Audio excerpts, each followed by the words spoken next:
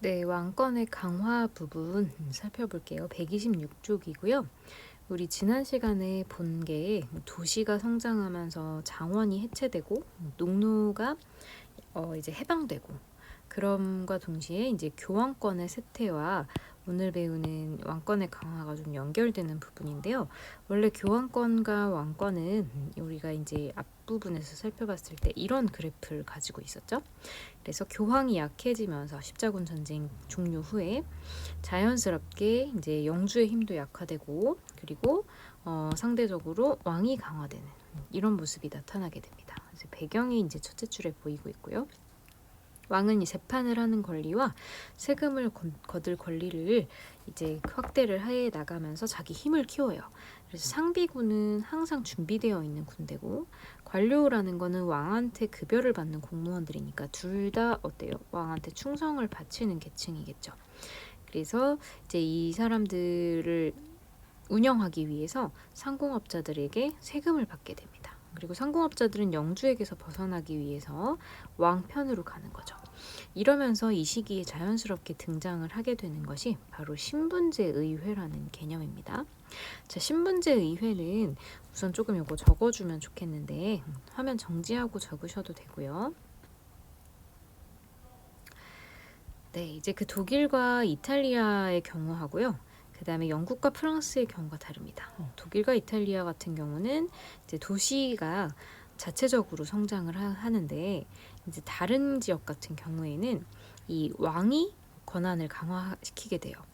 그리고 이제 여기 나와 있듯이 국왕은 새로운 세금을 걷고 그 돈으로 이제 용병과 관리를 고용해서 영주들을 제압한다라고 돼 있죠. 그리고 부르주아 또한 국왕 한 사람에게만 세금을 바치면 되기 때문에 영주들 대신 국왕에게 충성을 바치는 게 훨씬 더 이득이라는 계산을 하게 되죠.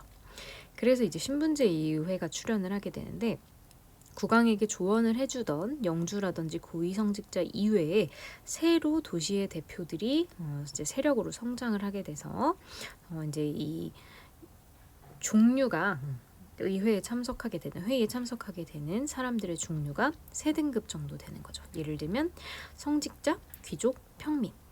이런 것들이 바로 여러분이 알고 있는 신분제의회, 프랑스 같은 경우 삼부회라고 하는 기구가 있죠. 그래서 그 의회의 원형이 됩니다. 그래서 이 내용이 정리가 되어 있는데요. 그래서 제목은 지난 시간에 도시가 약해지고 교황권도 쇠퇴하는 모습을 보셨다면, 오늘 배우는 이제 왕권의 강화 같은 경우는 그거와 연관이 있어요. 그래서 당시의 분위기가 십자군 전쟁 이후에 기사도 좀 약해지고 교황권도 후퇴하고 이러는 과정에서 중앙으로 권력을 모아서 집중시켜서 왕권을 강화하고자 하는 그런 움직임이 나타나게 되는 게 이 시대의 모습입니다. 그래서 이제 왕은 아까 책에서 살펴봤지만 재판을 할 수 있는 권리와 세금을 할 수 있는 권리를 세금을 거둘 수 있는 권리를 자신의 무기로 삼아서 확대를 시키고요. 그리고 그 과정에서 급여를 주고 고용을 하는, 본인에게 충성하는 계층을 키우게 됩니다. 그래서 이것이 상비군과 관료예요. 그 다음에 이런 이제 세금 거둘 권리를 옆에서 보조해주고 동의해주는 역할을 하는 게 어떤 근거가 있어야 되잖아요. 그것이 바로 신분제의회입니다. 그래서 나라마다 조금씩 인원 차이는 있지만 대체로 귀족, 성직자, 시민대표 이렇게 다른 종류의 사람들이 각각 선택이 돼서 의회를 구성하게 됩니다. 자, 근데 우리 영국하고 프랑스를 조금 비교해 볼 건데, 영국 같은 경우는 이제 의회에 전통을 확립했다 이렇게 평가를 합니다. 특히 이제 영국을 우리가 표현할 때 입헌군주적이라는 단어도 많이 쓰잖아요. 그래서 헌법에 의해 세워진 입헌적 전통을 가지고 있는 그런 이제 나라고요. 당시에 우리 노르만 왕조라고 해서 우리 영국을 정복한 다음에 앵글로 섹슨의 제도를 유지해주면서 노르망디 봉건 제도를 도입해서 좀 중앙 집권적 집권화에 힘씁니다. 그래서 이제 프랑스하고는 달리 전통적으로 왕권이 좀 강했어요. 그래서 특히 뭐 이제 그 사이에 있는 헨리 2세 이런 왕들이 있는데, 자 헨리 2세는 귀족들을 규제하면서 재판 제도도 개혁해서 본인한테 힘을 집중시켜 놨는데, 그 아들인 존이라고 하는 왕이 굉장히 실정을 많이 했어요. 특히 프랑스 1199년부터 1216년까지 살았던 왕인데, 프랑스 내에서 갖고 있었던 땅을 다 빼앗기는가 하면 교황하고서도 사이가 안 좋아서 교황한테 이제 무릎을 꿇은 적도 있고, 군사 비용이 너무 많이 들어가서 세금을 마구 거두어 들이는 등 이런 실수를 이제 거듭하니까 귀족들이 화가 난 거죠. 왕인데 영토도 가지고 오지 못하고 세금만 다 자꾸 요구를 하니까.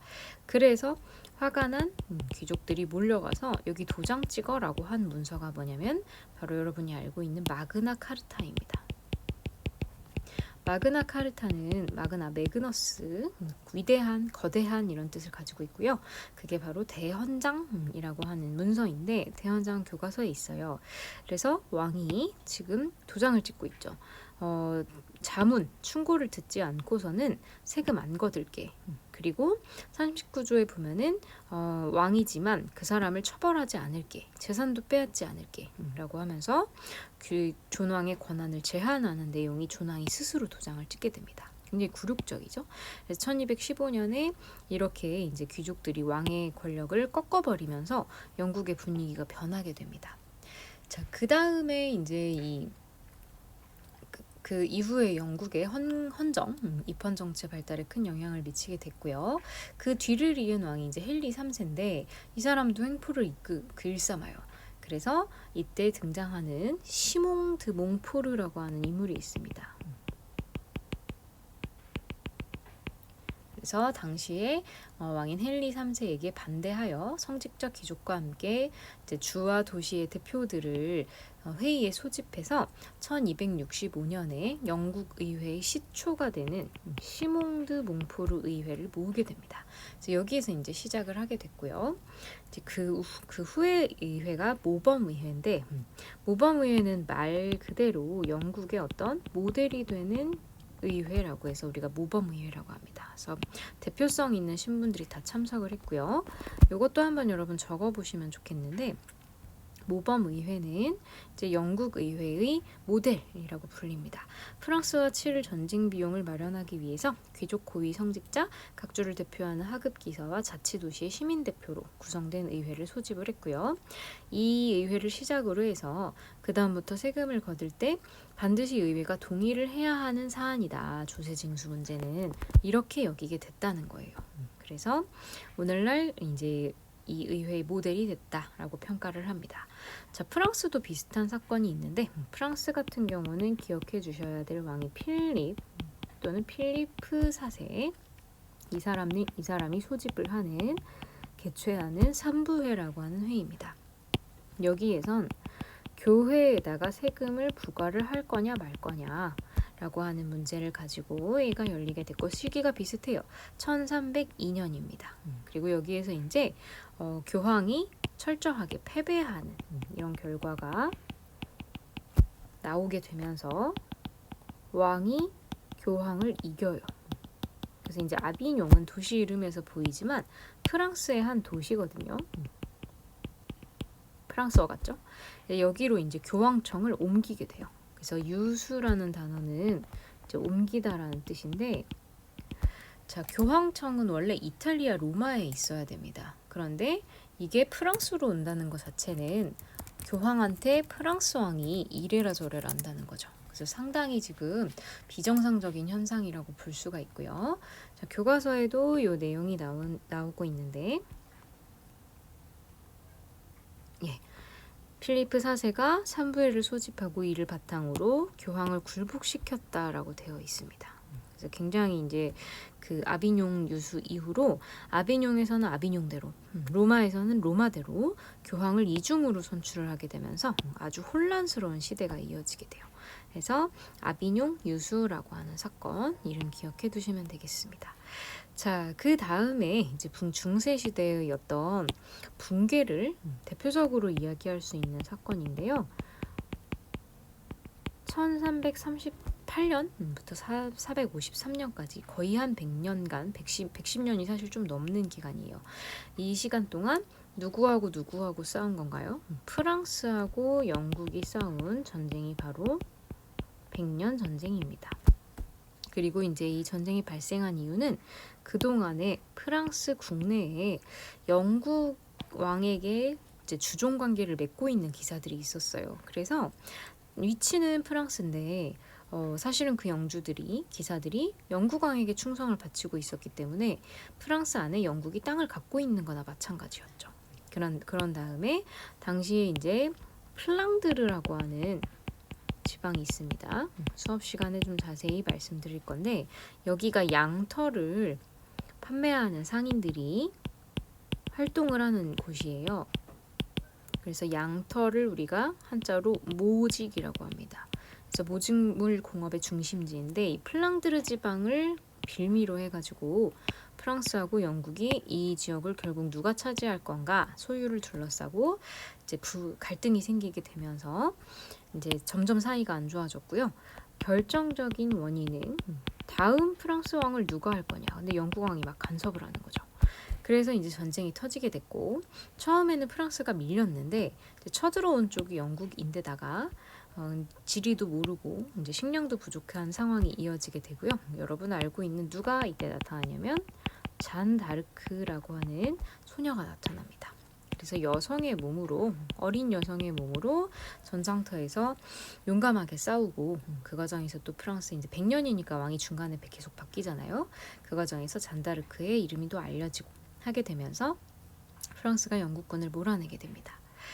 자, 프랑스는 이제 이 전쟁 중에 국왕이 세금을 전쟁 핑계로 많이 걷게 됐고 서유럽 최초로 무엇을 조직하게 되냐면 상비군을 조직을 하게 됩니다. 그럼 당연히 왕권이 어떻게 될까요? 강화되겠죠. 그리고 이제 영국 같은 경우에도 이제 왕권이 강화되게 됩니다. 그래서 이제 영국의 왕권이 강화된 배경은 선생님 영국은 전쟁에 졌는데 왜 왕권이 강화돼요? 라고 하는 이유가 그 다음에 나옵니다. 장미전쟁이라고 하는 전쟁인데요. 이제 당시에 왕이 되는 가문 말고 귀족 집안인 가문 두 개가 있습니다. 랭커스터 가문과 요크라고 하는 가문이 두 개 있어요. 그런데 이 두 가문 다 공교롭게도 가문의 상징을 뭘로 쓰냐면 장미로 씁니다.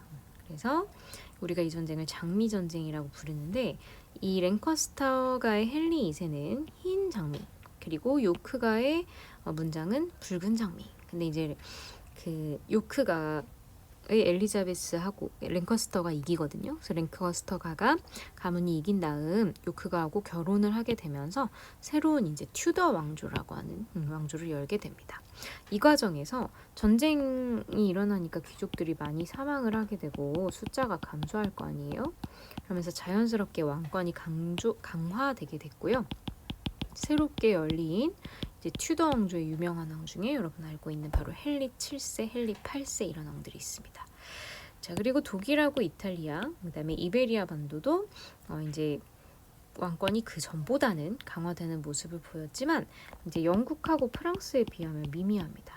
그래서 독일과 이탈리아 같은 경우는 특히 독일은 신성 로마 제국 황제가 관심사가 어디에 있냐면 교황청에 있어요. 그래서 봉건 제후가 여전히 강하고요. 이탈리아 같은 경우도 교황이 다스리는 땅이 있고 그 다음에 피렌체 같은 도시 국가가 있고 베네치아 같은 곳이 있고 그리고 왕국이 있고 해서 여러 개로 찢어져 있기 때문에 왕이 권한을 강화하기가 좀 어려운 상황이었습니다. 자, 그리고 이베리아 반도는 우리 스페인, 포르투갈을 의미하는데요.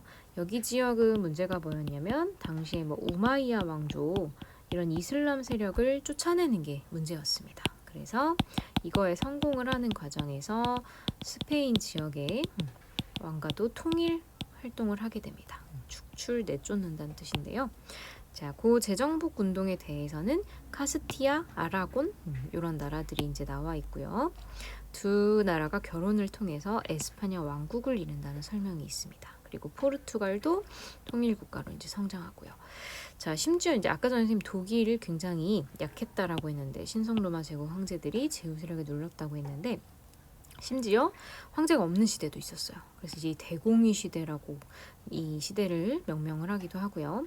그다음에 제후의 권리를 확정하기 위해서 황금으로 된 문서를 찍은 황금 문서 같은 것도 있습니다. 그래서 독일, 이탈리아는 좀 왕권이 약했다. 이렇게 기억을 해두시면 되겠습니다.